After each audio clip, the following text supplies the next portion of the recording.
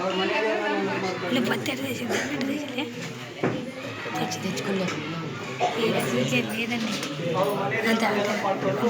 ದೀಪ ಹಚ್ಚಿರಿ ಮೇಡಮ್ ನೋಡೋಣ ಹತ್ತದೇನಂತ ಪ್ರಯತ್ನ ಪಡಿದಾಗ ನೋಡೋಣ ದೀಪ ಹತ್ತುತ್ತಾ ಇಲ್ಲ. ಹತ್ತಿತ್ತಂದ್ರೆ ಅವ್ರ ಒಂದು ದೇವರು ಬಹಳ ಪ್ರಸಿದ್ಧಿ ಅದಾನೆ, ಯಾವುದೇ ತೊಂದರೆಗಳನ್ನ ಮಾಡೋದಿಲ್ಲ, ಶಾಂತ ರೀತಿಯಿಂದ ಎಲ್ಲದನ್ನೂ ಅವ್ರಿಗೆ ಸಹಕಾರ ನೀಡ್ತಾರ ಅಂತ ತಿಳ್ಕೊಂಡ್ರೆ ಅವರು ಅವನ ದೀಪವನ್ನು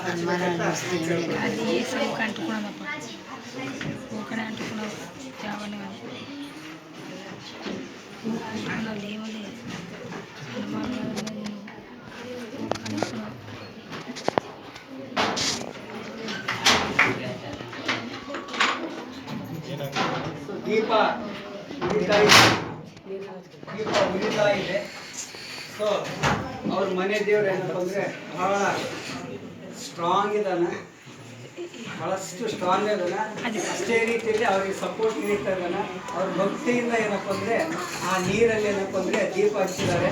ನಾವೇನು ಮಾಡಿಲ್ಲ, ನೀರು ಹಾಕಿದ್ವಿ, ಏನಪ್ಪ ಅಂದರೆ ಅದಕ್ಕೆ ದೀಪ ಬೆಳೆಸ್ತಾ ಇದ್ದಾರೆ.